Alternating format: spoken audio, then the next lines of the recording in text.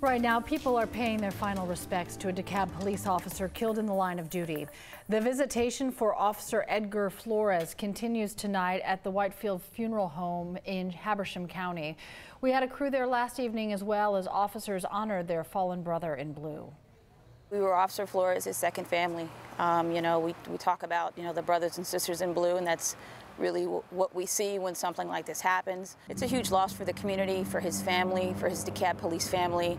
I understand he was an excellent police officer, very, very productive. He did good things when he was at DeKalb Police South Precinct. I've heard nothing but great things about Officer Flores. Officer Flores will be laid to rest tomorrow at 11 a.m. at All Saint Catholic Church in Dunwoody. Our online coverage will start at 7 a.m. as police escorts take the casket from the funeral home to the church. We'll also be live streaming the entire service on 11live.com for those of you who want to pay tribute. A second funeral service will be held Wednesday at Prince of Peace Catholic Church in Flowery Branch.